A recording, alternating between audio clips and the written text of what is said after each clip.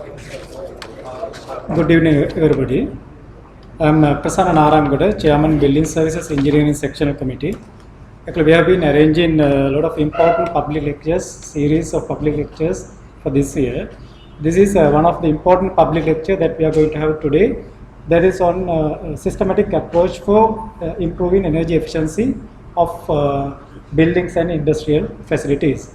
So we got a very eminent engineer, Dr. Lal Jayamaha. We must thank for him. He has come all the way from Singapore to address us.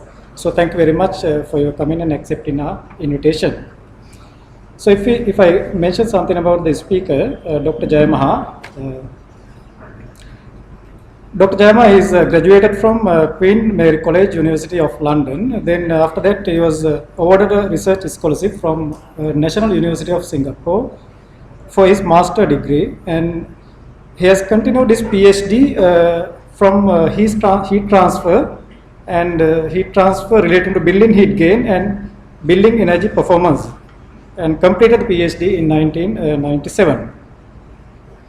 Dr. Jayamaha after that is almost 20 years experience, industry experience, and worked and serving the society as energy manager, energy auditor, and as well as having establishing a company, ESCO company called LJ Energy Private Limited, practicing in Singapore, mainly Singapore, Sri Lanka, and Malaysia in Asian region.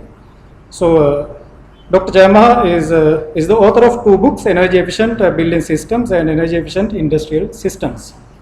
As well as he is a qualified energy service specialist and BCA registered energy auditor. BCA is Building Construction Authority Singapore, and Singapore Certified Energy Manager, lead accredited professional, and also accredited energy auditor of Sri Lanka Sustainable Energy Authority, and also a member of ASTRAE. So I think it's a privilege to have that type of caliber today with us, and also to share his experience and knowledge. So I think we must thankful for him also coming here, and I'm not taking much time and inviting to Dr. Jayamaha onto the stage and address you. Thank you.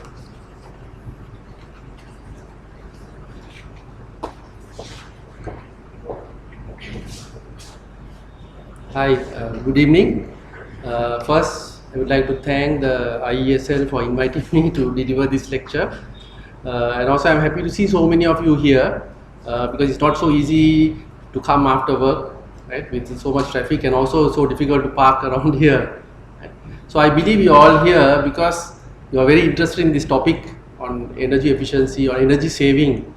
Okay.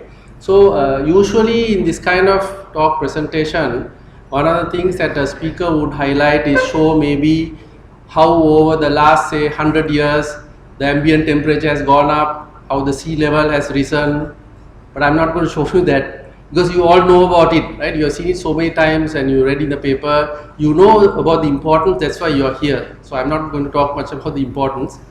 So one of the main aspects of energy saving, one of the reasons that we need energy saving is because there's actually no real perfect form of energy that we can use. We need to use energy for many applications, but if you look at say the non-renewable, all of you know, right, using mainly fossil fuel, how it impacts the environment, but even the renewable, okay, so renewable energy is available, but the problem is for us to use it, we have to do some conversion, right? So if it's solar energy, we need the solar panel. To make the solar panel, actually it consumes a lot of energy. Some of the biggest energy users are factories that produces solar PV panels. They are one of the biggest energy consumers. So although the solar PV panel will generate a lot of electricity, it actually consumes a lot to produce it. So probably for the first 8 to 10 years, it is only generating what it has used to produce it. Okay. Then of course other renewable forms like wind, hydro, right? Also have the negative aspects. For hydro, maybe it affects agriculture, can lead to flooding, can affect the microclimate. Even wind energy, right? Other than aesthetics, there is also pollution or noise pollution. In Europe, in some areas, it's supposed to have affected the migration patterns of birds right? A lot of birds get killed by these wind turbines. So when you look at that way, so there's no perfect form of energy, renewable or non-renewable. So the best way is to reduce energy consumption. Yeah.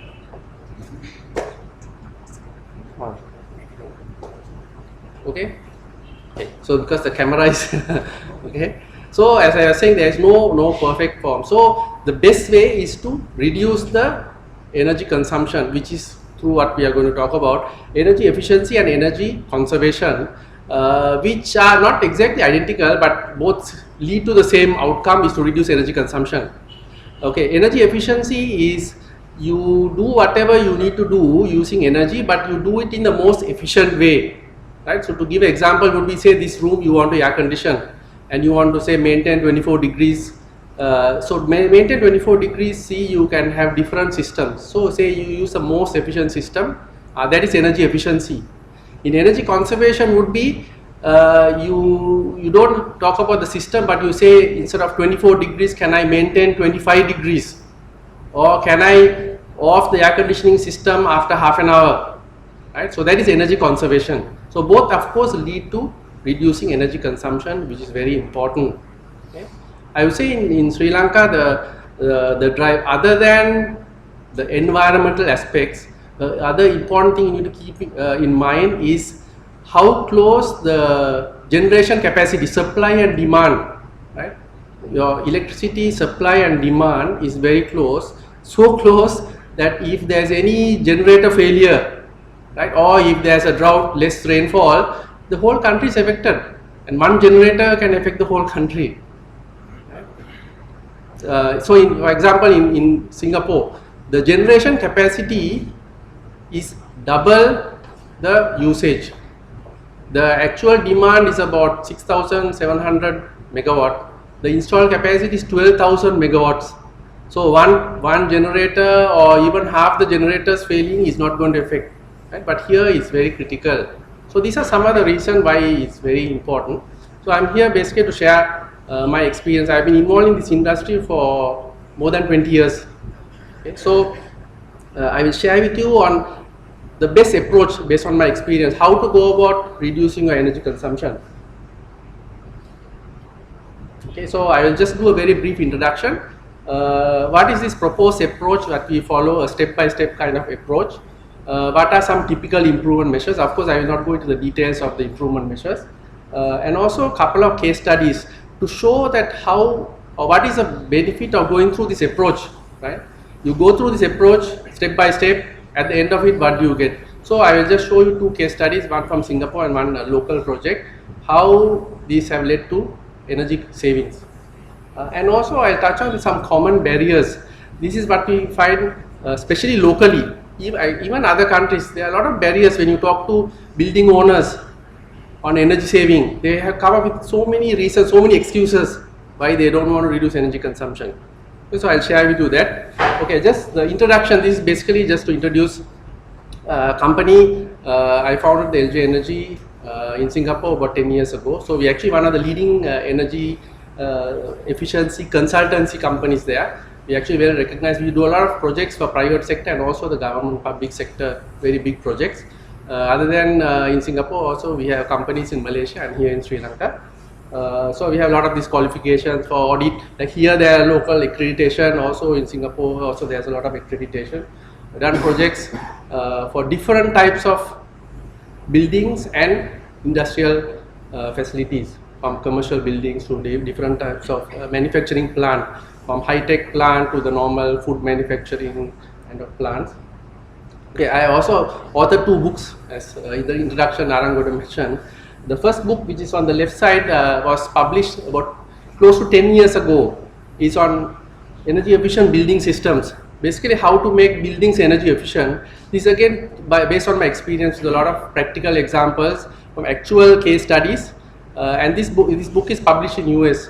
So it is in a lot of the good university libraries, and a lot of the universities use this as a textbook, especially for postgraduate programs. Then the other book was just published in April. Right? So I had the opportunity to present a copy of the book to the president also. Right? So if you get a chance to read the books, there are two different topics, one on buildings, one on industrial plant. The problem is the cost, because they are published in US and the price is set by the publisher McGraw-Hill. The first one on the left is $70 US. The new book they are selling at $120 US. Right? So both together is close to $200. Very expensive.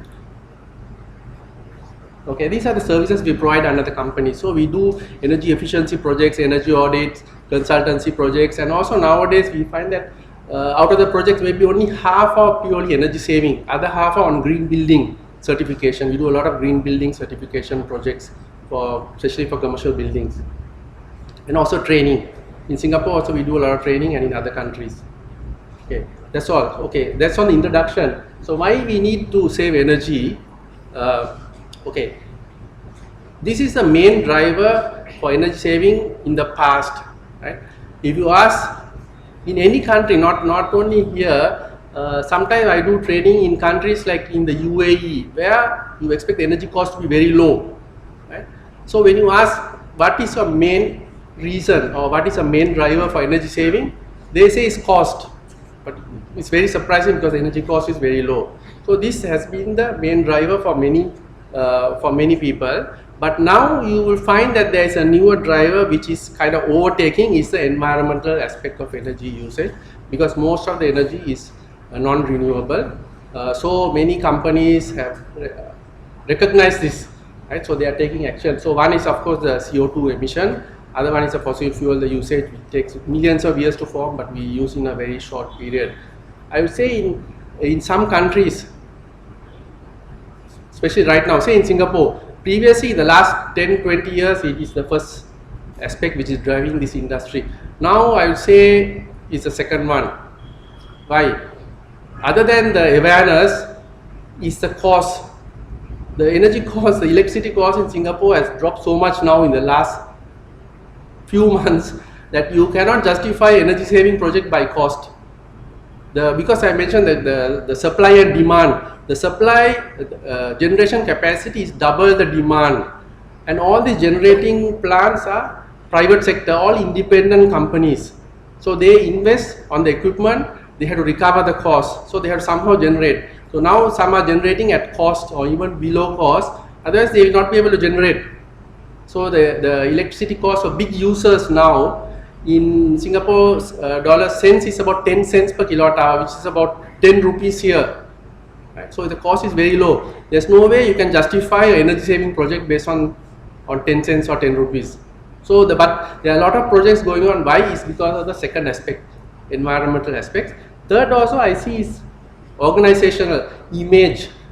A lot of the companies, especially the multinational companies, European companies, they have this corporate policy that they have to reduce energy consumption by a certain margin every year, or they have to show that their CO2 reduction is a certain margin every year. So this is driving their energy saving. Yeah. Okay, so next we look at opportunities for energy saving. We talk about energy efficiency, energy conservation, which both lead to reducing energy consumption. Right? So we are assuming that there is energy saving.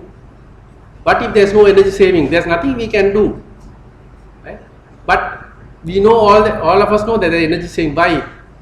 Due to certain reasons. So I have categorized into these three. Based on my experience, I find any building, any industrial plant, you go and you find some energy saving opportunity, it will fit into one of these three categories. I will give examples for each one. First is initial design. Can be a building, can be industrial facility.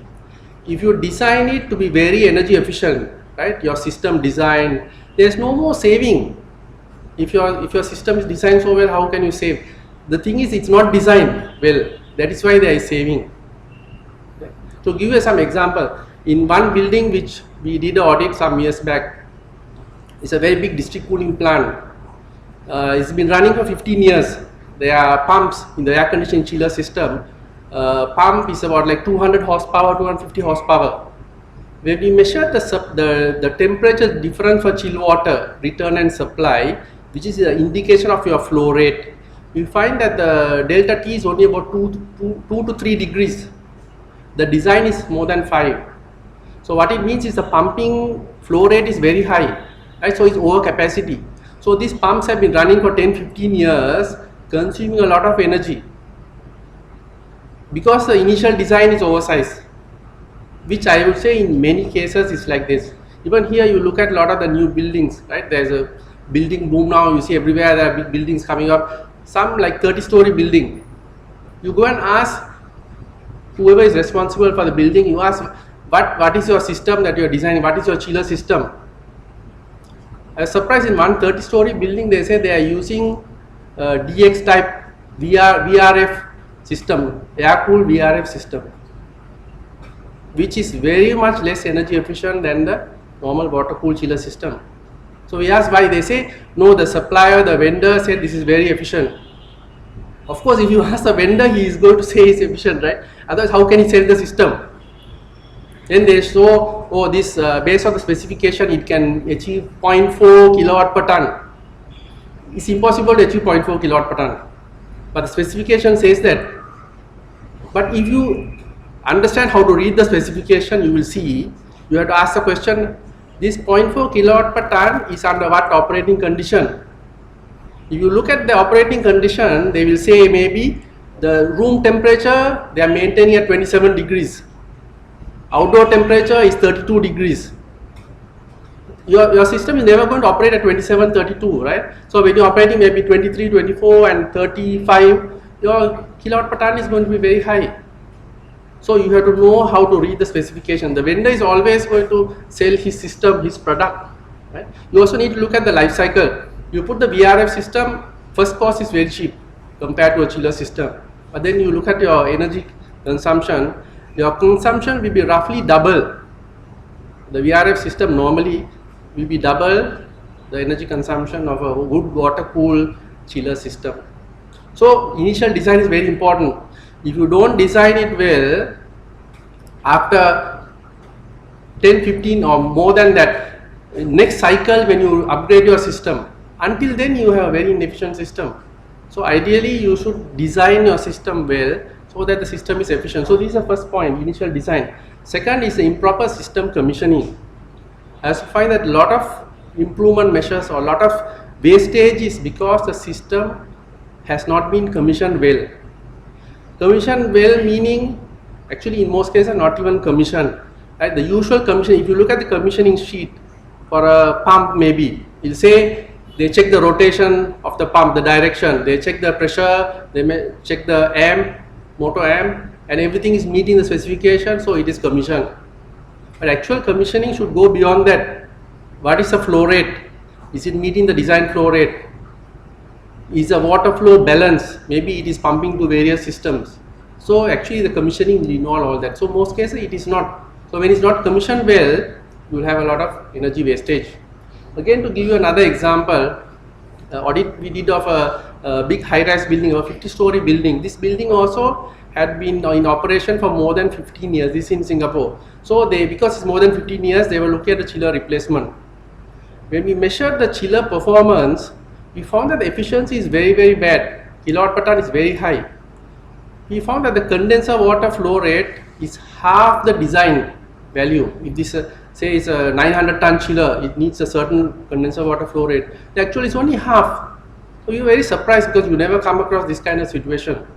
So when we ask some of the people who are working, some of the technicians who had been there during the commissioning, so what they said is that once the system was commissioned, the chiller plant is at a mid-flow somewhere. So there are office tenants below and above. So they say there are a lot of complaints of vibration.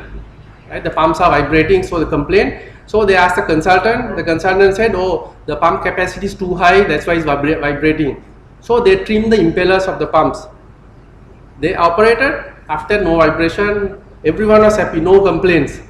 No one went back to measure the flow, they over trimmed the impeller so that the flow rate is only half. So as a result, yes, the chillers ran very inefficiently for 15 years. Right? So this is on the commissioning. The third part is in changes in operations. In any building, right? Industrial plant, of course, there are always changes. Even in commercial buildings, you will find there are a lot of changes in operation from the day you commission, 1 year, 2 years down the road, there will be a lot of changes. Right? In a, or say a shopping mall, here maybe not so much, in a lot of other countries, they keep on changing, upgrading. They move the tenants, or the tenants move, different types of tenants move in, and your cooling load will change.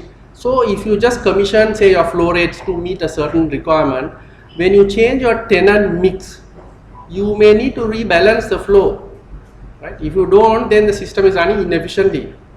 Again, to give you a good example for this, in a shopping mall, we were asked to, you engage as a consultant, they asked us to help them size a new chiller. Okay, why? They had 3 chillers, and the system is designed to run 2 chillers and 1 as standby. So after about 10 years of operation, they did some upgrading in the shopping mall, where they changed some tenants. They brought in more F&B outlets. So F&B outlets produce a lot of heat. Okay? So what they said is, after that, when you operate 2 chillers, the 2 chillers cannot cope with the demand, cooling demand, and the tenants complain. As a result, they had to on the 3rd chiller. When you on the 3rd chiller, everyone is happy. So now they asked the consultant said that now your load has gone up, you need to operate 3 chillers, so now you would put a standby chiller, 4th chiller. So this way we came in to size the 4th chiller. When we did the audit, we did the measurement, we find that the cooling load is less than the capacity of 2 chillers. So if so, why do you need another chiller? So if you off 1 chiller, the tenants complain that it's very warm. So we found out the reason is because some of the tenants which have a higher heat load, they have put new AHUs, bigger capacity air handling units. Okay? Now what happens, although you put a bigger, say you have a 50-ton air handling unit in one location, then you expect the load to go up, you put a 80-ton air handling unit. This 80-ton air handling unit can give you only 80 ton if you supply the required chill water flow rate. Now if you have the old flow rate, the old pipe, and you change the AHU, it will not give you the capacity that you want. Okay? So this is what has happened. So but how this problem was solved by them operating 3 chillers is, when they operate 3 chillers, they have to operate 3 pumps, because it's interlocked, 1 chiller, 1 pump. So they operate 3 chillers, 3 pumps will come on. When 3 pumps are on, the system pressure is increased, because you are trying to pump through three pumps through this piping system. Pressure increases, that is forcing the water through these AHU coils, and it solves a problem. But actually that's not the correct solution, right? So we recommend for them to do water balancing, balance the flow, so that the newer, bigger capacity AHUs can get enough water flow rate, after which they actually need to run only 2 chillers. Okay? So this is an example on the changes in operation. So as I mentioned, these 3 aspects: initial design, improper system commissioning, and changes in operation. These 3 are the main categories that lead to energy wastage. Okay? So these are the 3 that you need to tackle. Okay? And it's surprising that recently I was thinking about this slide I've been using for many years, these 3 aspects. I suddenly realized that in Singapore there are a lot of laws, so they introduce laws for everything. In the last 2-3 years, they introduced some laws to improve the efficiency of buildings. Then I suddenly realized all the laws are actually addressing these 3. But one law is, if you build a new building, you design your chiller system, you have to do the design and you have to submit to the authorities for them to approve it. That means they have to check that you are meeting a certain design criteria, your efficiency, your system efficiency is meeting a minimum criteria. So that law is addressing the first initial design. You can't use any chiller you want. You cannot put in a 30-story building, you cannot put a VRF system. Right? Based on the cooling load, there are certain conditions, what type of system you have to use, what should be the efficiency. So that's the first aspect, ensuring the initial design. Second is the commissioning. So this building, the second law is, once you implement, so before the design you are submitting your design for them to approve. After you install your system, you have to do a measurement and submit this report to show that you are meeting this design condition.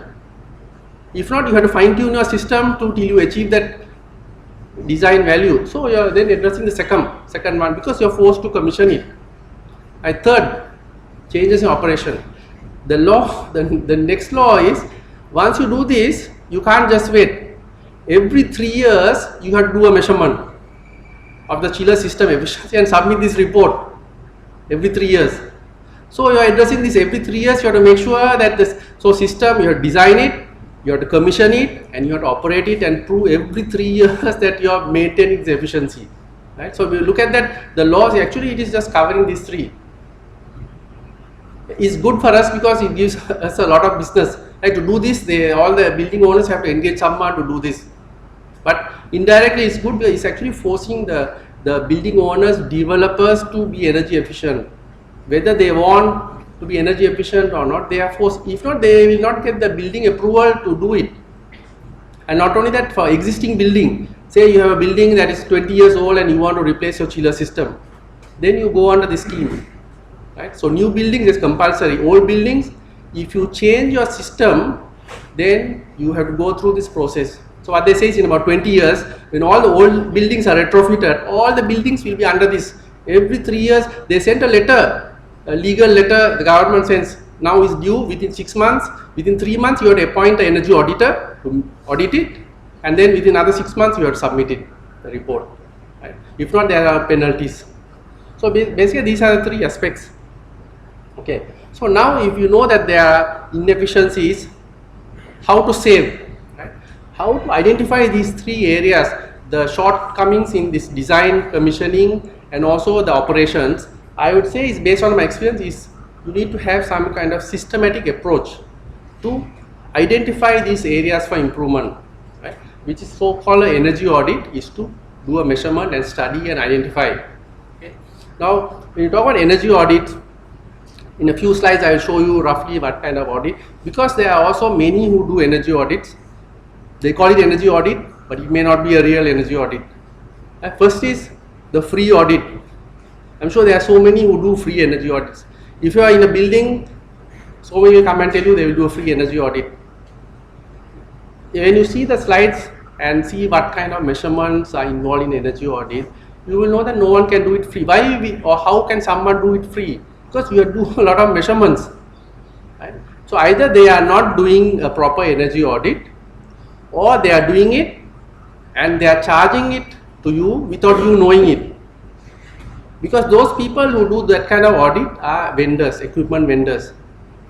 They will do a free energy audit. I'm sure if you're building, there will be many people knocking on your door saying they'll do a free audit. And at the end of the audit, what will they say? They will say you change your chiller to this chiller. Right? So they have added all that cost into the chiller cost. You're actually paying for it. Not only that, the chiller that they will recommend is something that they are selling. It may not be the best, the most suitable chiller. Say the capacity, right? Say you need only a 300-ton chiller. They may not recommend you a 300-ton chiller. They may recommend you a 400-ton chiller or a bigger capacity because it's more cost. Right? But if you have gone through a proper audit, you will know and what capacity chiller. The first is whether you need to replace the chillers. When we do audit, sometimes we don't recommend to replace chillers. Most of the time we don't recommend to replace chillers, because if there are other ways to improve, why invest on a new chiller, right? But if it's a vendor, he's selling something, a lighting vendor, he will do audit and tell you to change to LED lighting. The variable frequency drive supplier will do audit and say put VFD for all the pumps, cooling towers, fans. Chiller vendor will say to replace the chiller, because that is their business model. But energy audits actually is not, it's a systematic approach. Okay. So energy audits basically are studied to understand the energy performance of a building, industrial facility, or even a system, certain process system in an industrial facility. You can categorize energy audits in many ways. The 2 main categories I would say is a preliminary audit and a detailed audit. Okay, so I'll just go through a little bit of detail.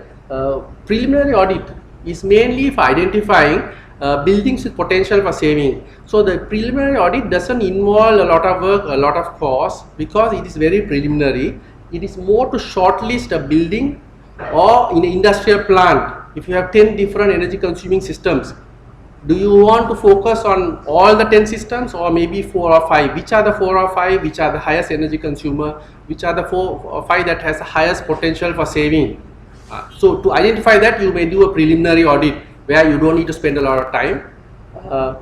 So you can shortlist areas and also estimate savings and costs. And usually after a preliminary audit, you may do a detailed audit once you identify which are the buildings or which are the systems that you want to study in detail.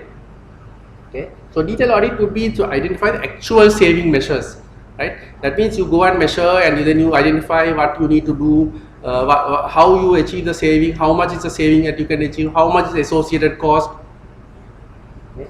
So in a preliminary audit, will involve collecting building data on building operation, operating hours, occupancy, flow areas, the system design, collecting the electricity or energy consumption, then doing some benchmarking. In a preliminary audit, because you don't do a lot of measurements, you have to rely on the data that you have, which is your electricity consumption, energy consumption data. So once you get the energy consumption data, you can do benchmarking, right? Compare buildings with more efficient building, system performances. Through that you can try to identify whether a building has energy saving. For example, very simple would be lighting. So lighting, you can compute your watt per square meter. You know the benchmark value, office maybe 10 watt per square meter. So in that particular building that you are doing a preliminary audit, maybe it comes to 15 watt per square meter. So that's telling you that there is a saving potential. It may not tell you what you need to do to save, but it's just telling you there's saving potential. What you need to do in the second stage is when you go to the detailed audit. Okay. So you walk through some simple measurements and preliminary data analysis. Right? So the most important is a detailed energy audit, where you do a lot of data collection. I would say the first main important step is a data collection. You need to collect data, right? But I'll just show you some examples later. Once you get this data, you have to analyze the data. And once you analyze the data, only you will be able to identify what are the opportunities for saving, what you need to do to achieve your saving. And then of course the concept design, estimation of savings, costs, and what are the recommended improvement measures.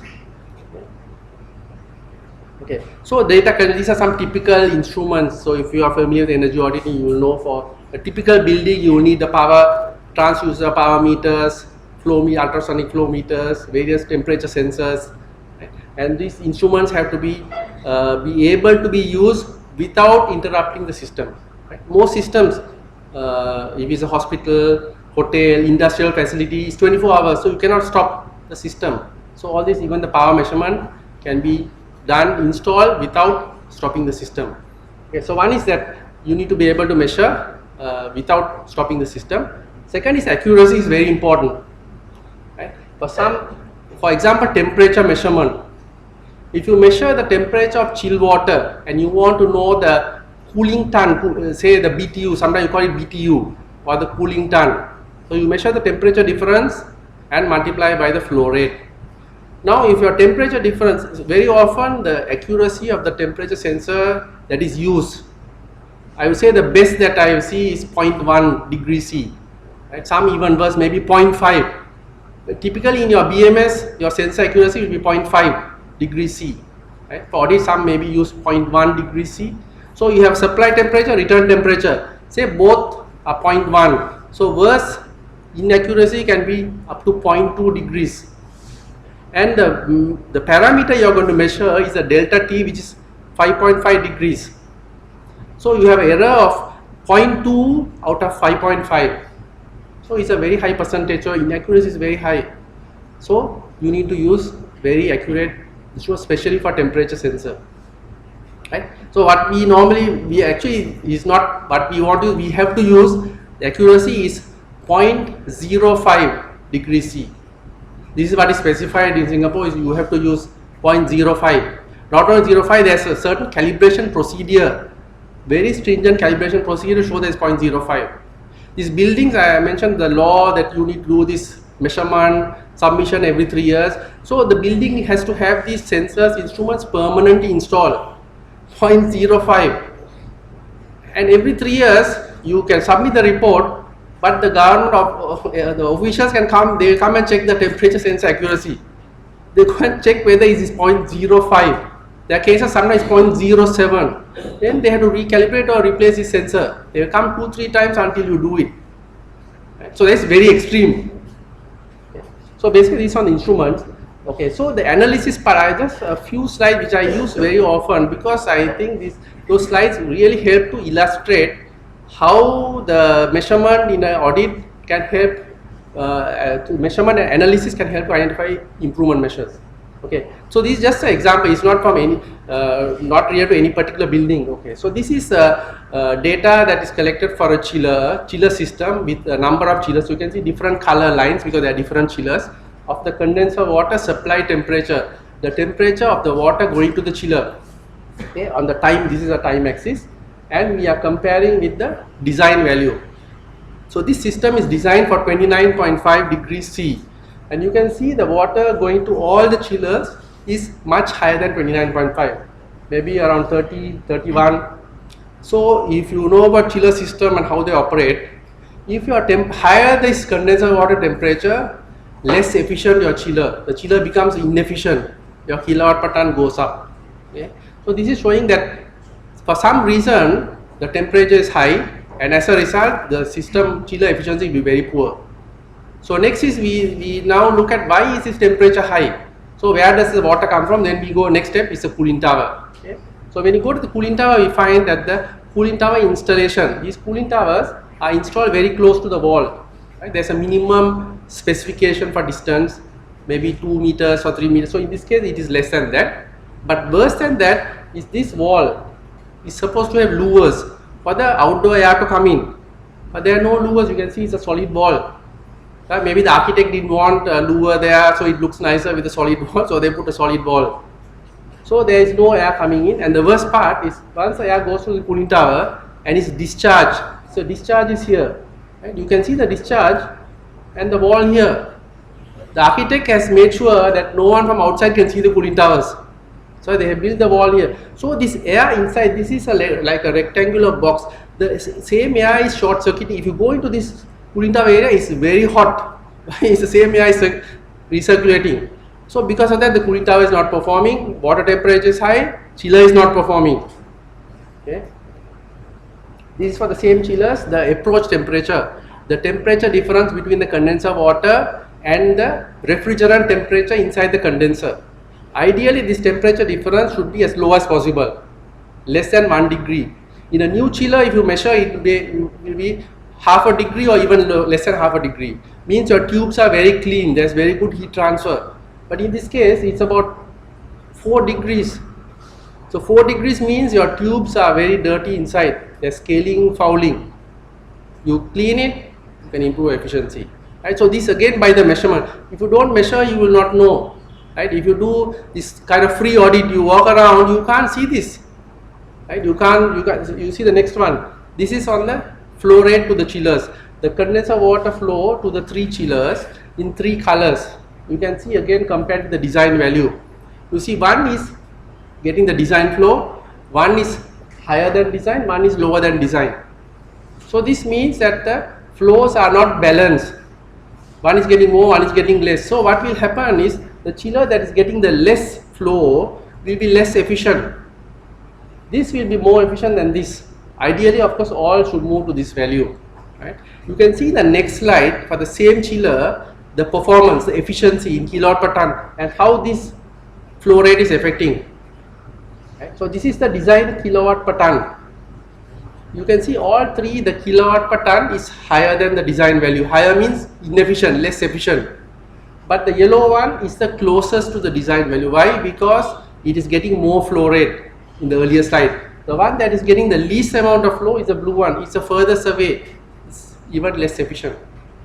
So all 3 are above this because of the cooling tower performance, the condenser tubes being dirty. So all are deviating from this, but within the deviation also you can see the yellow is the closest, blue is the furthest because of the water flow rate. Right? So this is purely from the data by measuring. If you don't measure, you just look at a plant, you will not know that there is saving potential. So this saving potential you will only know if you do a detailed audit. So in this case, maybe for example you did a free audit, you got a chiller vendor to do the audit. What will they recommend? they will most probably they measure the system efficiency, chiller efficiency. They say, oh, chiller efficiency very poor, 0.65 kilowatt per ton. Replace the chiller. They say my chiller is 0.48 kilowatt per ton. But once you do the audit, maybe you don't need to change the chiller. It's not the chiller, it is the other equipment, other systems that is affecting the performance. Right? So this is why this audit part is very important. I am emphasizing on the audit. Is really the audit is something that will help you to identify the saving measure.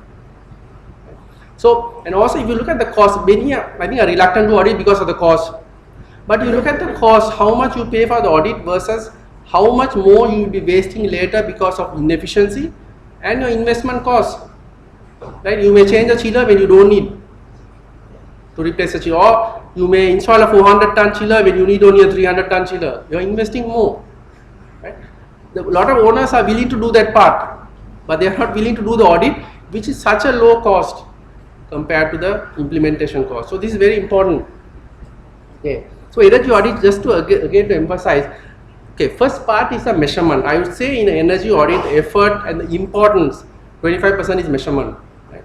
Your effort, 25% is a measure with high accuracy instrument, get all the data that you require. Second is analysis. You have to analyze the data, which is also of equal importance. But I would say the remaining half is how you interpret the data. You can get the best data, you can do all the analysis, but how do you interpret? Sometimes we see the same data, right, in two reports. How people are interpreted. There are a lot of projects that sometimes the audit is done by someone else, right? Because they are cheaper. Usually it's a tender process, so they do audit. Someone quoted very low, they do the audit. Then after that, the owner is very unhappy because the company that did the audit has recommended change the chillers. They are so hesitant to continue with the same party to do the chiller replacement because they are not confident, they are not happy. So then they say, well, can you do the chiller replacement? Can you do the consultancy for the chiller replacement? So we say, okay, first is you have to give us audit report, then we'll go through and see whether you can implement, right? Whether or what they are recommending, proposing is implementable. When you look at the audit, we see the data, they have interpreted as one way. This is efficiency, change the chiller. We look at it, we say, okay, maybe you can change the chiller, but there are so many other things that can be done with the same system to improve it. Yeah. So the data interpretation is very important. Same data, two people can interpret it different ways. So you need to, the experience will help to interpret this data, to actually maximize the data, to be able to find the best solution. Okay, so these are some typical saving measures which I am not going to detail. So in a commercial building, for example, chiller optimization. This is touching on some other things that I showed. Optimizing your existing chiller without changing it. If your flow rate is low, flow rate is not balanced, or temperature is wrong. Sometimes the chiller is showing the chiller sensor, they set say 7 degrees C as the chill water supply temperature. It's showing 7. Everyone is very happy. When you do the audit, we find that when you measure the water temperature is 5 degrees. So actually it's operating and producing 5 degrees, but the sensor is showing 7 degrees because the sensor, the chiller sensor is inaccurate, maybe not calibrated. And when you run at 5 degrees instead of 7, your chiller efficiency, kilowatt per ton, will be very high. The owner, they don't know, they just keep on running, and it's actually 5 degrees. Right? So these are optimized. So this audit is very useful to identify these optimization measures for a chiller. How to optimize the existing chiller? Sometimes maybe they operate 2 chillers or 3 chillers, maybe they can run only 2 chillers. Improve the loading of the chiller. Retrofit is for older plant where the equipment is old, inefficient, to replace with a new chiller. But it is not just a one-to-one replacement. Is you measure the load profile, based on the load, you try to select the best chiller, best capacity chiller, okay? And the system. Not only chiller, the pumps, cooling towers, everything to match that. Chiller plant consolidation. In some buildings, you may have more than one chiller system within the same building. Right? There's one building we went to today. It's a relatively very small building, I would say. They have 3 chiller systems. One system, the chiller is only 50 ton. Another maybe 100, 150 ton. Another one 200 ton. They're all running. So each system you need to operate one chiller. Right? You cannot have less than one chiller in operation, and this system runs 24 hours. So they have 3 chillers running 24 hours. But if you consolidate the plant, the 3 systems into one, and maybe you need to run only 1 chiller instead of running 3 chillers, and 1 chiller of a higher capacity, which will be much more efficient than a small chiller. Your 50-ton chiller, the best chiller that you buy will be very inefficient. System optimization is how to optimize a system in a chiller system. Your chiller performance is affected by your pump performance, by your cooling tower. For example, cooling tower energy consumption you can reduce by reducing the fan speed. You save energy. But by doing that, your condenser water temperature will go up and your chiller performance will drop. So you cannot do per equipment, you have to do for the entire system. You have to optimize the entire system, right? Because one reduction in one we may lead to an increase somewhere. This something happens very often with this, the free audits and equipment vendors who do performance contracting. They sell variable frequency drive. They say I install a VFD on your pump, now it's 50 kilowatt, it will be 30 kilowatt. They will install and show you it's 30 kilowatt and you are very happy, and sometimes you share the saving, the 20 kilowatt for 5 years, the saving. You may get the saving on the pump, but it may affect your chiller. In one project in Malaysia we came across, they have done this and they are paying this performance contract, but they didn't realize that because they are running the pump at a lower speed, they need to operate 2 pumps. They are only measuring 1 pump, so that is their saving contract. So instead of running one at a higher speed, now they reduce it. As a result, they have run 2 pumps and 2 chillers because they can't load the chiller. But there is no one who knows that the chiller energy consumption has gone up. They only look at this pump. Right? So it is very important to look at the system optimization. Pump sizing, very often pumps are oversized. So to size the pump, so in the design, the initial design, this is very important to size the pumps. If you oversize, you have a lot of extra energy consumption due to inefficiency. Variable speed pump, because if your load is varying, you can vary your pump capacity. Fans, similarly for AHU fan, ventilation fans, you can also vary the capacity. High efficiency motors and also high efficiency lighting. So these are just some typical examples. An industrial plant can be for boiler, optimizing the boiler operation, right? Can be the boiler pressure. Are you operating at the pressure that you require, or are you operating at a much higher pressure than you need? There are some plants they need maybe 7 bar, they operate at 10 bar. So actually the efficiency is affected. If you don't need, why do you operate at that temperature? Heat recovery from boilers, blow down recovery, steam leaks, right? These are all the common steam traps, insulation. Similarly for air compressors also, air compressors are actually a very inefficient equipment. In an air compressor, I don't know whether you know, out of the total energy going in to the motor, how much of that is converted to useful output, work output? Less than 20% is converted. In a 100 kilowatt air compressor, only you get 20 kilowatts of output. Whereas the 80 kilowatt go, it's a heat, right? That's a compressor generates a lot of heat. You have air cooled compressor, water cooled compressor. You're throwing away this heat. So it's very inefficient. So try not to use air compressor if you don't need it. In many plants they use for cleaning. That's the only way they will do it. If you try to suggest something else, they don't want to do it because they're so used to using compressor, but they don't realize each CFM coming out is maybe worth few hundred rupees to generate that. So continuously they are using this. You can have a different system. You can have a blower, low pressure blower to do the same thing, which are much more energy efficient. So compressor pressure, right, often run at higher pressure. Then if your load is varying, you can look at a variable speed drive compressor. Intake temperature, lower the intake temperature, better the performance. The dryer, sometimes certain type of dryers which are not necessary are used, right, where the energy consumption is very high. Maybe you need a normal compressor, but you are using a desiccant dryer, which is very energy inefficient. So then use a normal dryer, or sometimes you don't need a dryer at all. There are cases where you use compressor for agitation, mixing. Why you need to dry it? You don't need a dryer, you can just use a compressor. Okay. So based on our experience, different projects, we find that all these energy saving measures, we can try to categorize into immediate measures and long-term measures based on the saving and the cost. So the immediate measures are these are the optimization measures. Example like chiller, keep the same chiller, maybe the balancing float, cleaning the tube. In the cooling tower example, maybe installing louvers to bring in the fresh air. Those your saving can be maybe 10%, but your payback period is very short, maybe 1-2 years.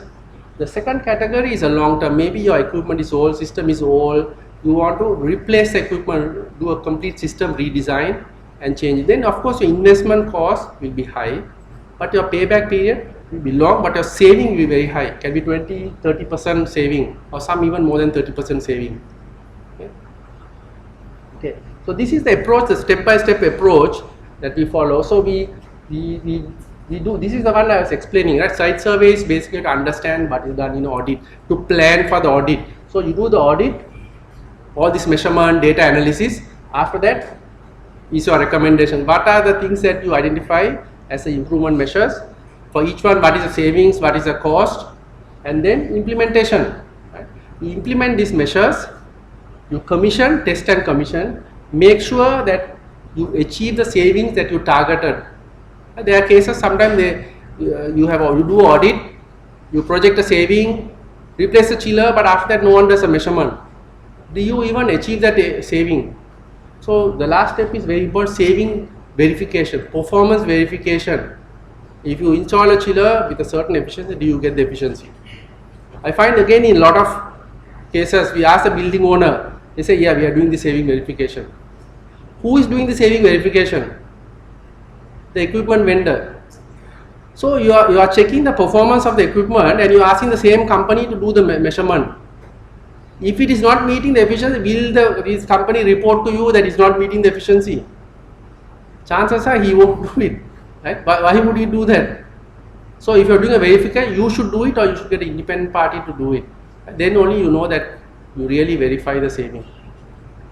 Okay. So talking about all this, right? A lot of things can be done. Is it really applicable? So I just have 2 case studies to show you. Right?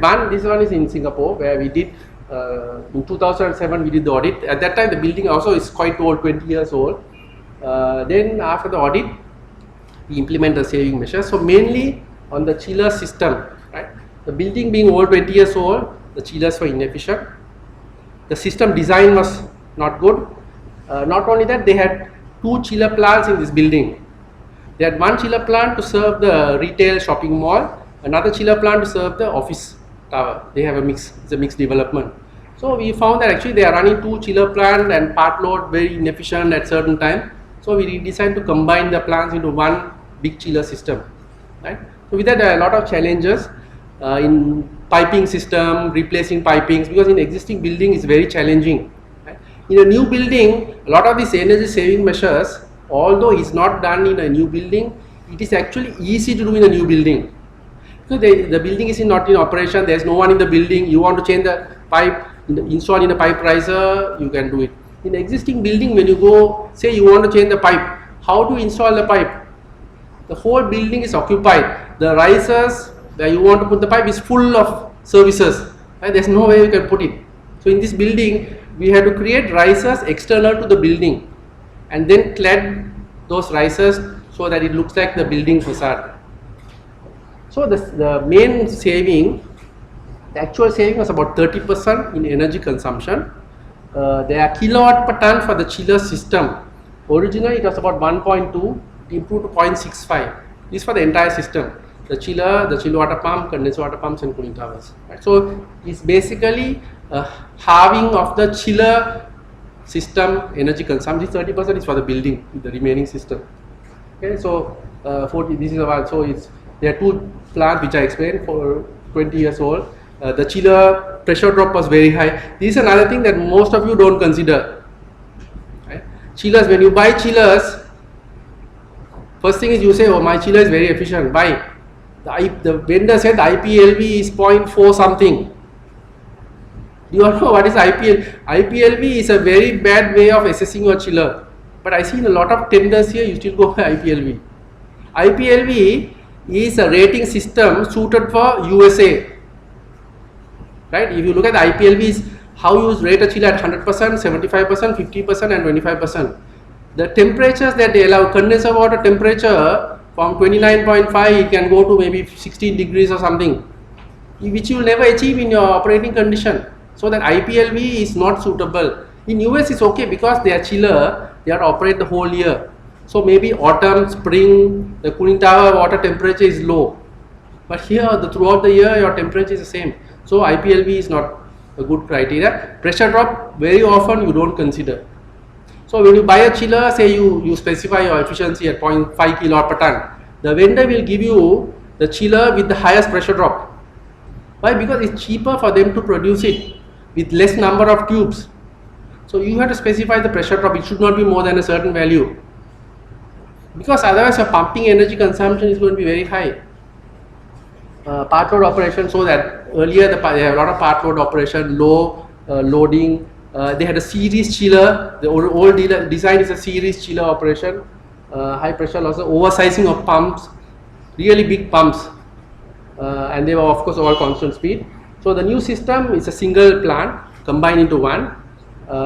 Sizing of the chillers to match the cooling load, and different size chiller, and lower pressure drop, and also piping design to minimize the losses. Okay. Cooling towers also variable speed cooling tower, and also we use some special fan, a high efficiency fan rather than the normal the design of the fan for the cooling towers, and variable speed pumps. So only previously they had primary secondary pumps. Again, I see it's quite common here. Some garment manufacturing plant, small plant is just single story. The consultant design primary secondary. There are 50-story buildings that only use primary pumps. So why do it primary secondary? Because there's a lot of inefficiency when you have two sets of pumps, right? And very difficult to control, very difficult to optimize your system. So primary only pumps. Chill water temperature reset based on outdoor. That means if your rainy day when the outdoor temperature is cold, the chill water supply temperature can be reset upwards to make the chiller operation even more efficient. Building automation system to control the entire system, monitor the system performance. So this is a system that we put in which can monitor the performance of all the chillers, the temperatures, flow rates, pressures, efficiency. All this data is captured, the pump speed, right? This even shows for individual chiller the operating parameters including the kilowatt per ton. So this chiller, for example, kilowatt per ton is 0.523, this chiller, and this is a system with the pumps. So everything is monitored. If there's a deviation, you can put an alarm. If the efficiency exceeds say 0.6, you can give an alarm to the operator. Then they can go and check and rectify. So it's very important. So this is the real data for this project. The blue color data is a baseline data which we measured before during the audit, which shows the chiller system kilowatt per ton efficiency versus the cooling load. You can see at the highest load, the kilowatt per ton was about 1.1 kilowatt per ton. At low load, it goes up to 2.5 kilowatt per ton. So it's inefficient. It becomes even more inefficient in the early morning, late evening.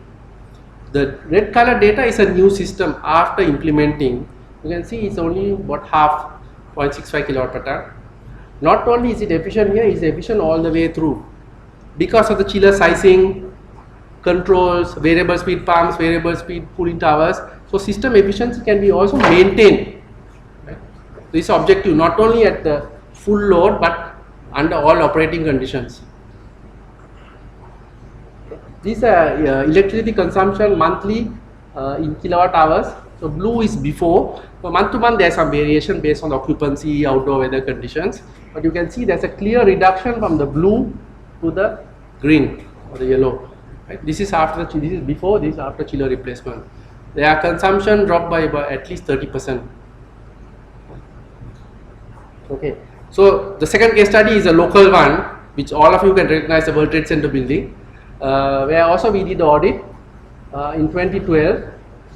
Chiller system, of course, the chiller system efficiency was not so bad as the Singapore building. Right? That was 1.1 to 2.5. Here is about 1 kilowatt per ton average efficiency. Right? After the retrofit, it is around 0.65 kilowatt per ton. In kilowatt hour saving, it's about 1.9 million kilowatt hour, and the kVA demand drop is about 450, and the percentage reduction is about 35%. Right? Many of you know about this project. Some of you may have visited the building to see. They have won a lot of awards also.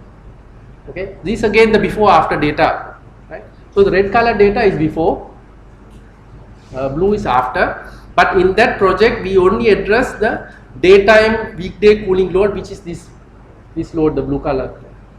This part represents the Saturday afternoon, Sunday, night time, off peak operation. So that chiller was still not changed, right? That's why there's not much improvement there, but here you can see it's a clear reduction.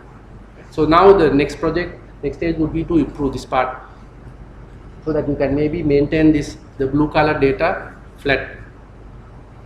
Okay. These are actual energy consumption data for the chiller system. On a monthly basis, we compared before, from September to February of that particular year. This is energy consumption. This is after. So you can see it's dropped from here to this. Difference is shown by this yellow color line. So you can see it's a very big saving. So chiller and the pump optimization replacement is a very big saving. Okay, so hopefully up to here I explained on the importance of energy efficiency and how usually we go about identifying these saving measures through the audit. Basically the difference is a systematic approach rather than just going and say I'll install a VFD here, I'll change the chiller, I'll change this lighting. A systematic approach, do a study, know what your improvement measures are and then implement. It doesn't mean you have to implement everything at the same time, but at least once you know, you have the complete picture, you can decide how to do it. There are some building owners, they say, okay, my funding is limited, so maybe this year I will do part A, next year part B, part C. Once everything is finished, you have most optimized system. But if you have the capital expenditure, the funding, you can do the whole thing. Okay, so some common barriers, right? These are the reasons or excuses given by many. Not only here, in many other countries, but more common here. First, we are very energy efficient. Right? We talk to building owners, not the owner, the operators, the engineering people, they say we are very energy efficient. Right? There's one person I saw, he showed his electricity consumption data for the last 3 years, it's dropped, he has done so many, which is good. Right? But you go to the plant room, you see how inefficient the systems are. And this is the one that has these three systems in one building. So he has done a good job to bring it down. But the problem is you should not stop there. Right? So if you say we are energy efficient, stop there, then there may be a lot of savings.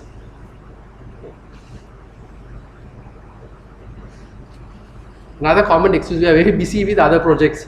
So many say, oh, we are very busy now. Maybe we'll consider energy saving in 2 years' time when we finish project A. Right? The thing is, then you are saying that for 2 years you are willing to waste energy. I will say that if you are sick, right, you have some illness, will you say I will go to the doctor in 2 years when I finish the project? No, right? You will want to attend to it immediately. So why not for energy saving? In most, especially in the manufacturing garment industry, right, they have emphasis on production, meeting targets. Even new build, I see they are sometimes construct new buildings. We say this design is not good. They say, no, we have no time to improve the design. We will construct later, maybe we do audit and improve it. That's a wrong approach, right? But they say, oh, our target in 6 months, this plant has to be ready in production. So it doesn't matter whatever you do, we need to get it running. But actually you are wasting a lot of energy. Third one, why should I pay for an audit? This is the most common one I have been emphasizing. People don't want to spend on an audit. But actually if you really understand, maybe you as an engineer, the problem for you is convincing your management to do the audit. You go to your boss, he is going to say, I'm not going to pay for audit.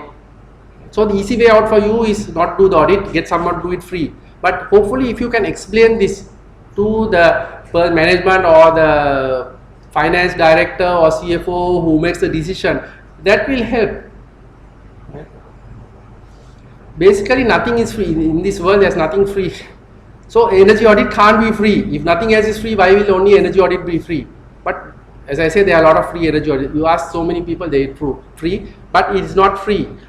Some of them, they pay a lot more for the audit without knowing it. Like example is the chiller. You change the chiller, you may install a chiller when you don't need, or you are installing a chiller of a higher capacity. For example, if like us, we are just consultants, to us it doesn't really matter whether you change the chiller or not. We want to only help the owner to save energy because we are not selling a chiller. So of course then because of that we have to charge for the audit. I'm not actually selling the audit to you, but I'm just giving you example. For we do some audits here, I would say that the amount we charge for audit here, which also people don't want to pay, right? They find it difficult, is about 1/10 the cost of audit, say in Singapore. It's about 1/10. For this, the cost that sometimes we quote and we have to explain to the owner why they should do the audit. For that cost, even today I was telling someone, I won't even endorse a report for that fee. It's so little when you convert it. But to me, I'm doing it as more as a service to help the industry here, because I see there's a very big gap.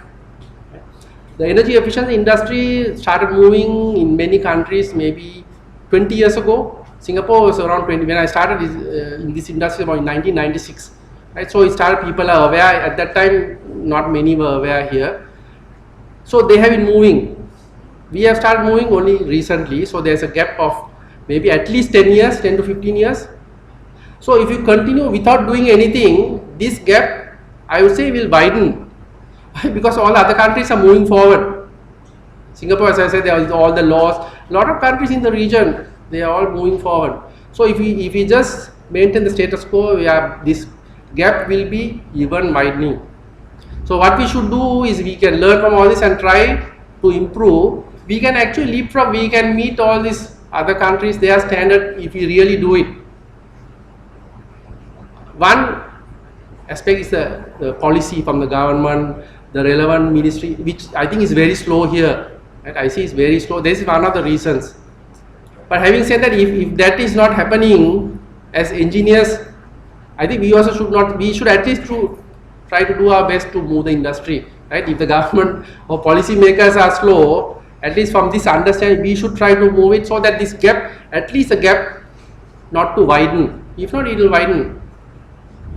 But we should try to meet. There is no, in terms of local expertise, I would say there is no insufficiency. I would say in terms of engineers, right? In Singapore, we have different, all different engineers from different countries. There are very few Singapore engineers. Right? Most of they do engineering, but they don't practice engineering. They will do finance, banking. Right? They don't want to engineer because they find the money is very low. Even one of my sons graduated. Even to start, he didn't want to do engineering. I had to force him to do engineering. And he's comparing, he's saying, oh, his peers in some other department, they are getting internship, they are getting $4,000. Whereas engineer will get maybe $800 internship during the training. Banking, they say they give 4,000 internship. They say, oh, after graduating, how much will they earn? But I find, talking about engineers, Sri Lankan engineers are actually very smart. I would say out of all the engineers I have working in the company, all different races, the best would be the Sri Lankan. Right? They are good. So there is no reason why we should be behind. Even talking to a lot of the engineers here in various buildings, operating chiller systems, their knowledge is very good. Right?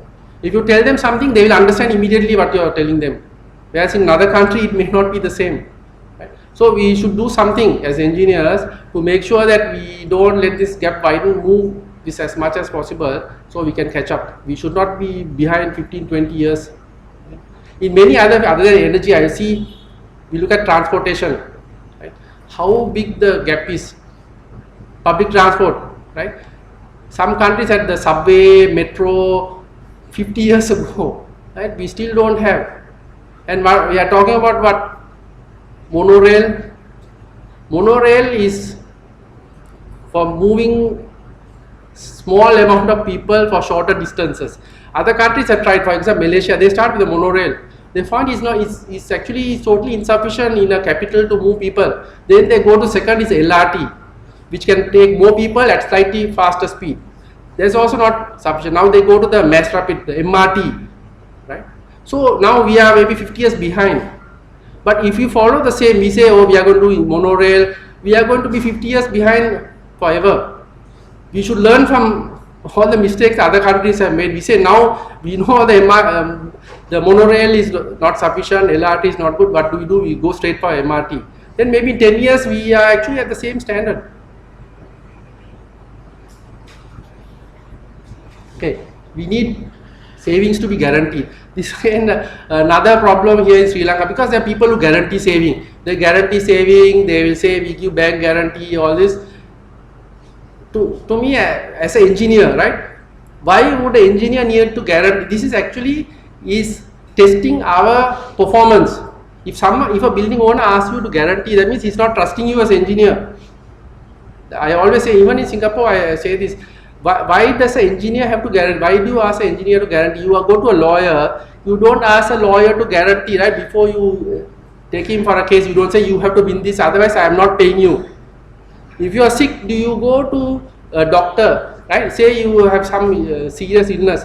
Do you go to any specialist and tell him, if you cure me, I will pay you? Or do you find the best consultant, the best doctor for you, and then you say, you ask how much is charging? If you are willing to pay, you pay him. Right? That should be the correct approach. But if for some reason for engineers, it's different. Right? You have to guarantee. And who is asking for this? I find mostly it's engineers. Engineers are asking engineers to guarantee. In a lot of companies, some at the top level, even like sometimes a CEO, he's an engineer, he's asking to guarantee. To me, I say it's against my principle. If you ask me to guarantee, means first thing is you don't trust me. So if you don't trust me, I can't do the project for you. First is whoever is engaging you needs to have trust in you. If he doesn't trust, then how can you do the project for him? Right? So this guarantee thing, to me, I think it's not a good thing. We don't want to invest, but want to share in the saving. Okay. So this again another approach. Mainly equipment vendors, how to sell the equipment. They say, oh, you don't have to pay anything. We will install the equipment and you share the saving with us. This is something that has failed in many countries. Right? The example I gave you where in Malaysia they install a variable frequency drive for the pumps and they show a saving and they are sharing the saving. But they don't realize that the chiller energy consumption has gone up.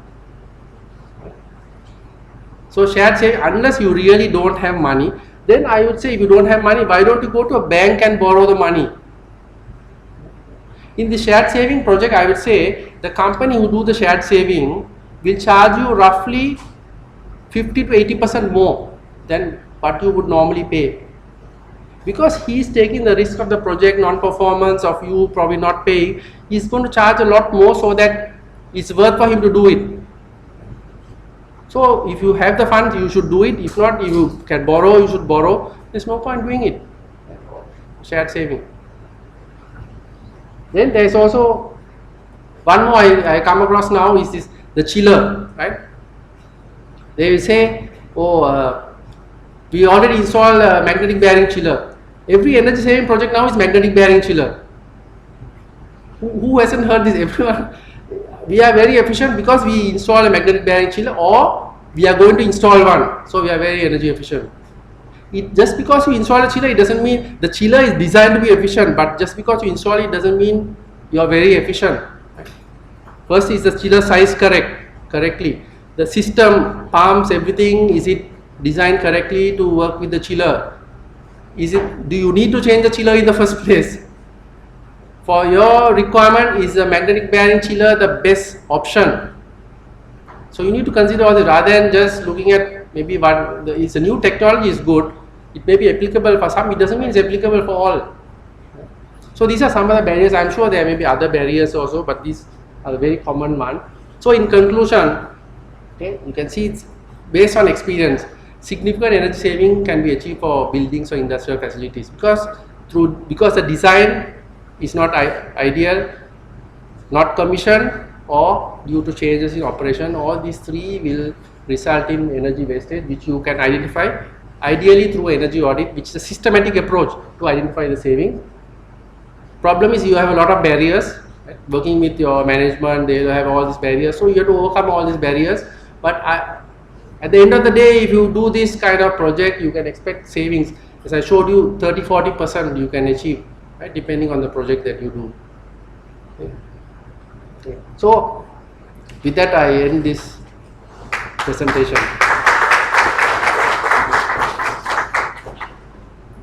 essay or essay directly. Now you can have your Q&A session. We can give you half an hour maximum because time is passing, time is going. Any questions, you can raise your hand and talk to the student.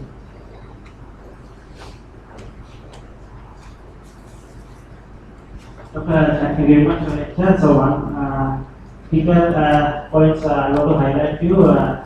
So at the initial stage of the design, so suppose we have the coding loads, I believe that suppose is correct, but I feel that when we go select the chiller, so we that's a good point to consider the energy saving. So how the chiller part performance is coming to the picture. So when we do the correct selection of chiller. Yeah, so for a new building, even for existing building, most important is selection of the chiller to best match your building cooling load. So existing building is very easy, you can measure your cooling load, right? Once you have the profile, you know the frequency of occurrence of each load. Maybe for 10% of the time is 500 ton, another person is 300 ton. Once you know that, you can get different chiller performance data and do analysis to see which chiller will result in the lowest energy consumption. Okay, for existing. New building, you can do the same, only thing you can't measure, right? So you need to do the simulation. So you need to use the software to do a simulation of the cooling load. Ideally, it has to start from that. Unfortunately, a lot of the new buildings, you ask the consultant, they size the chiller, how do you size it? They say, oh, this is 10,000 square meter, so many watt per square meter, this is our chiller size. Which is not correct, because one is that is maybe oversized and you don't know the profile. So how do you see, in that case you actually can't optimize the design, you can't select the correct chiller, you just go by capacity. So ideally you have to do this cooling load simulation, which is, like in Singapore, is of course is a must, it's a requirement, because I told you have to submit the design to the authorities to approve your design. So you cannot submit a design without showing your cooling load. Existing building you have to measure and submit, new building you have to do the simulation. Based on that you have to show why your selection is the most suitable.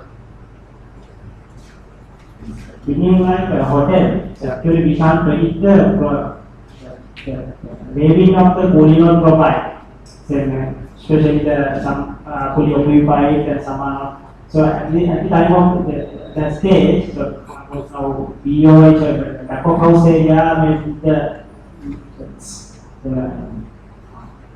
it means the same pattern, but the case area will be the different. Then how we will now? I'm asking, can we use a different kind of chillers rather than using the now, because more of the hotels are using the school chillers earlier because they can get the better power performance.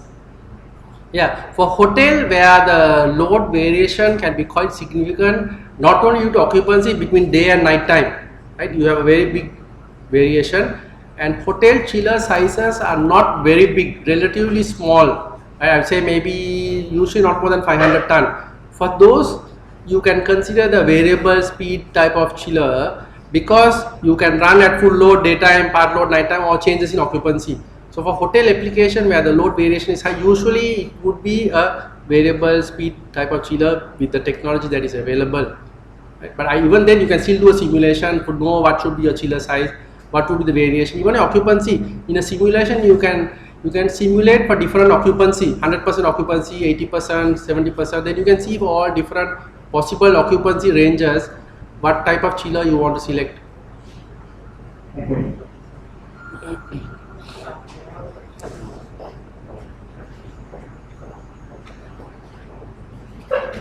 I just want to raise a question on the audits.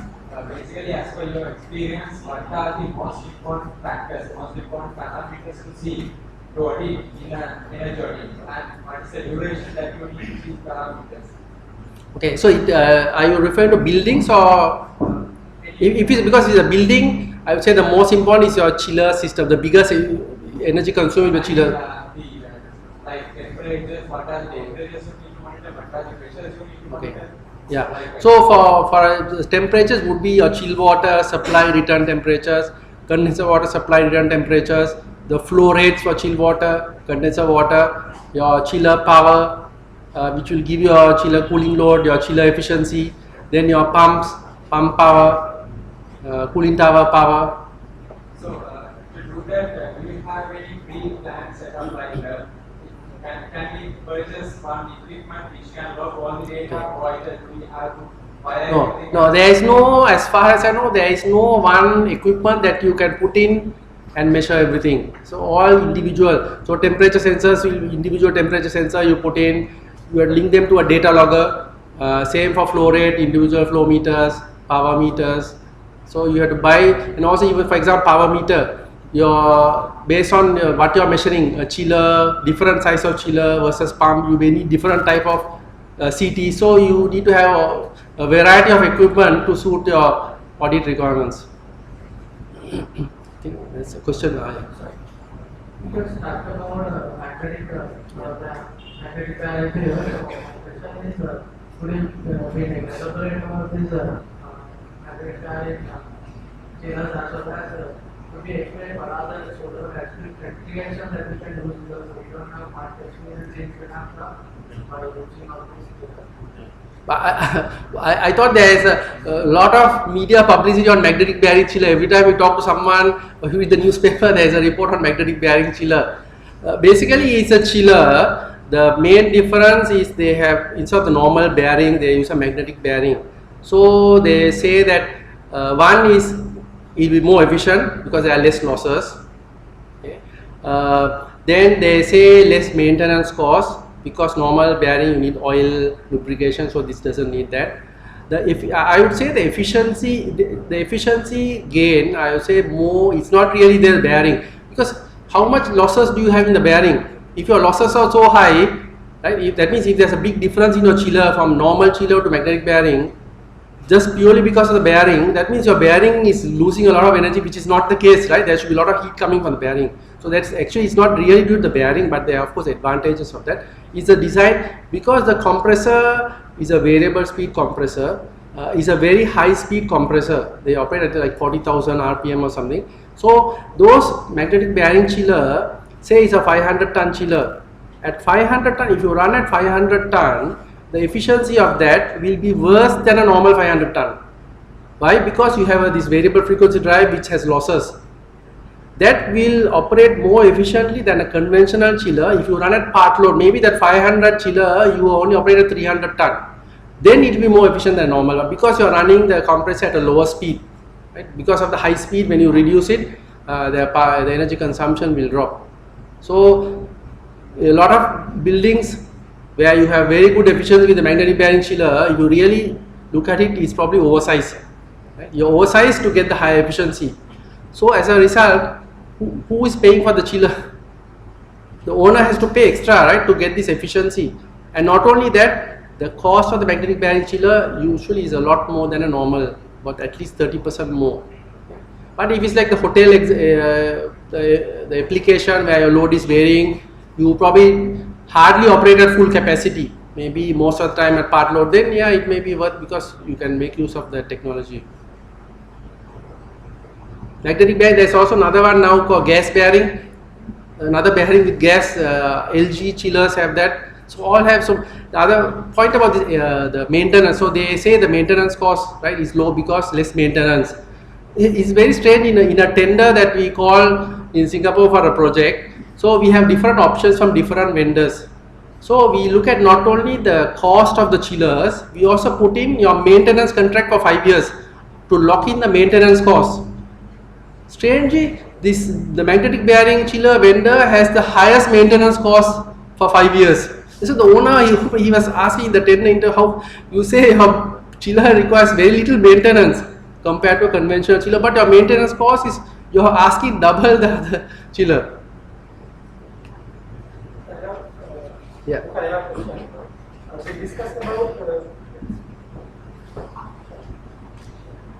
We discussed about the water side efficiency is about 0.65 kilotons on that is the maximum efficiency that we can achieve. So if you talk about the air side, what will be the best efficiency in terms of the overall air pressure plant is concerned?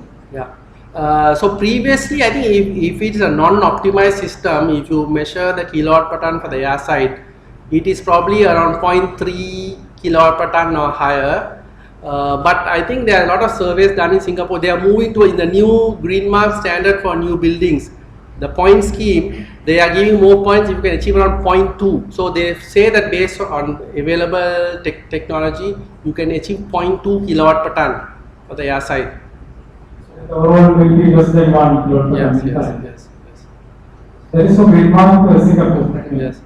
They did so they actually engaged some consultants to do this measurement, and they found the existing building air side kilowatt per ton, and then some optimization. If you use different type of HU, different coils, pressure loss, better fan, you can easily achieve 0.2. So their target now is the 0.2. 0.2 is achievable target with the HU is we have to go for 5 points. No, with the HU, yeah, with the HU they say it is possible. So they are targeting the 0.2. Thank you, Doctor. Any questions? So we can give 10 minutes more. Next one. With the training and all, we can change the load in chiller by changing load in chiller with temperature. That means change speed to the chiller by pounds. Change the load. So what is the best way to vary the load in your display? The sequence of first thing, change the temperature and the speed of the pounds. What is the best sequence? And my other problem is we can measure the varying in lower pound speed using per meters. So we can put per meters in electric side and or a decoupler using using the direction of Oh, you're talking about decoupler pipe, is it? Okay. So what is the best to put in flow meters in use 2 flow meters or put 1 flow meters in decoupler?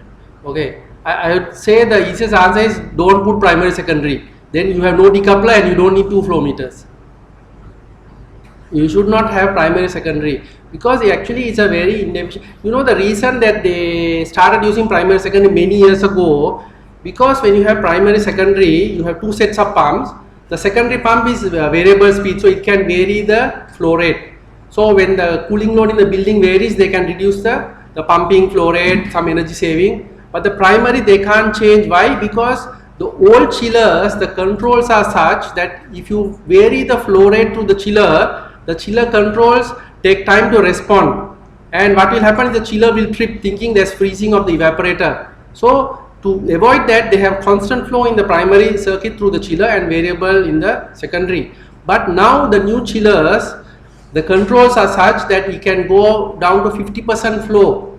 So you don't need primary, you can have one set of pumps and you can still vary the speed of the pump. You can vary the entire flow in the system through the building, through the chiller from 100% to 50%.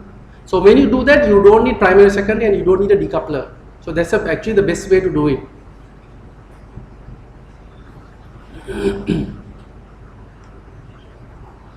Yeah. Dr. Jayamaha, congratulations for excellent lecture as always. Thank you. And also to the section committee, may I suggest that IESL buys these books for the library, because I have, of course, I use your first book, second one I have not seen, it's very recent.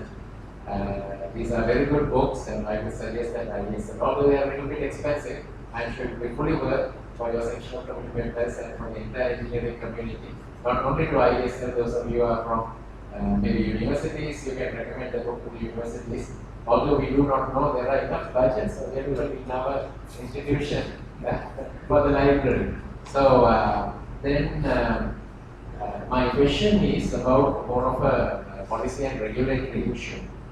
On the one side, if any serious building owner wants to get a proper air conditioning design done for his building, or it may even be a good lighting design, energy efficient lighting design done for his building, if you look around, he cannot find anybody. Most likely what he would find is the equipment supply. So this is a fundamental problem we have in our country, where even a person who is eager to get the job done properly, there aren't enough people. So, with your experience, obviously we are lagging behind Singapore and Malaysia. How have those countries encouraged professional designs and encouraged so that there are more and more professional designers where the problem either begins or the problem is solved? Okay, I would say based on experience in Singapore, it is more through the policy, the government policy, right? Because they make it compulsory to do certain things, especially all new buildings need to get Green Mark certified. Green Mark is a rating system like LEED, the Singapore system, minimum rating. So to do that, you need to achieve a lot of different aspects you need to address. So for chiller system, efficiency, lighting system design, everything you have to address it. So in a way, the building owner is forced to do it, and as a result, now with that, what happens is your demand, the market, there is a market for this. Right? When there's a market, then you'll also have the supply side, the consultants, the engineers who are trained in this. Right? So we do this, the services because there's a demand. If there's, I would say when we started in 1996, right, we were doing this energy business. If maximum maybe energy audits we do is one in a whole year in Singapore, because there's no demand. Now maybe 10 or even more. So it's a demand. It's now, of course, other than there is also awareness and the government policy forcing people to audit. For a big industry, they need to have they have to have targets, goals. Annually they go and check and they give targets to reduce energy consumption. Then the big industry need to do an energy audit. There's an Energy Conservation Act. If your consumption is more than 54 terajoules, so all the big industry are more than this 54 terajoule. So they are forced to have one energy manager, a trained energy manager, qualified energy manager, and they need to have their goals, their targets, energy audit results, their plans, how to achieve it. And not only the plan, every year they will go, the officers go and spend about 3-4 days, it's like the ISO audit. These officers go there and spend time, go through everything to make sure that they are implementing. So because of that, again, so there's a demand, then there's a supply. So they need people to provide this service. So then you have service providers. So same, I think for new buildings also, over the last 10 years, how the suppliers increase the consultants is because there's a demand. I say that neighboring country Malaysia, they started later than Singapore. At that time, there are also no consultants there who can do this design. So all those the initial green buildings in Malaysia, all the designers are from Singapore. They have done all this lighting design, the air conditioning system design, green building is from Singapore. But now they have a lot of local companies also doing it.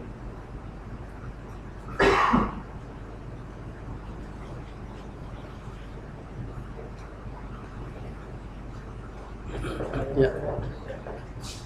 Doctor, what is the cost for simulation of a new building? Let's say if we have a building like 250 rooms total, what would be the cost and how long will it take? Okay. Duration wise, previously it used to take very long, but now with the newer software, which are more expensive but very user friendly, easier to do, I would say maybe 1 to 2 months to do it for a simulation. In terms of cost, it depends. I would say in dollars maybe about $15,000 kind of. But of course, if you're doing, you should not do only the simulation cooling load. You should try to use that to optimize, right? Optimize your chiller design, because once you do this cooling load simulation, you should do it with the initial design stage so that you can look at maybe different glass. What glass should you use? Maybe low E glass. So you can do the simulation, look at the energy consumption. Shading device. Should I put a shading device? How long should be the shading device? You can do different iterations. So you should look at not only if you're doing a simulation, you should use it for the entire design process.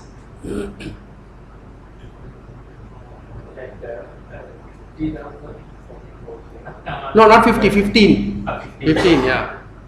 In Singapore, it will be 50. I'm talking about here.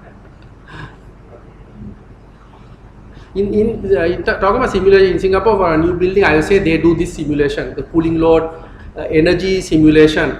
Very often they do CFD simulation for natural ventilation, car park ventilation. They do that. Lighting simulation is a must for the lighting design. All the lighting design is done.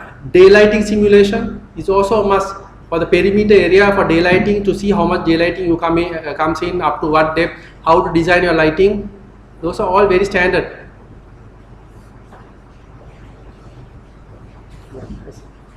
Doctor, Yeah. in Singapore now, if the design is done, if the authority to be taken if the minimum standards complying with the minimum standard for the design before implementation. Yeah, so the design, once you do the design, you have to engage a professional engineer, mechanical professional engineer to submit the design. So basically he's responsible for the design. He has submit to the authorities. There are people in the building construction authority which will go through this, and they will also ask, usually they will ask some questions. They won't just approve it. They may ask for certain clarification. Then if they think that the design is meeting, they will give you this provisional approval. They call it the design score approval. Then once you implement after 1-2 years, then you need to submit the actual measurement, actual performance through a professional engineer. Then only they give you the final approval. That means you have finished, you completed, but only for 3 years. Then after 3 years you have to do again.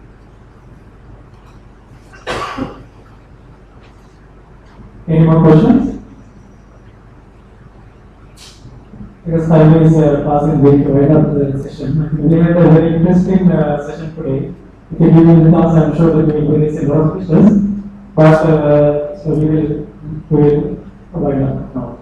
So I'm calling Engineer Indika to put a lot of time and present the total of appreciation of Dr. Jayamaha.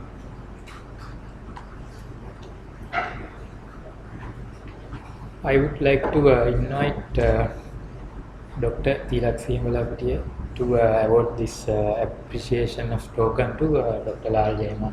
Dr. Lal, please come.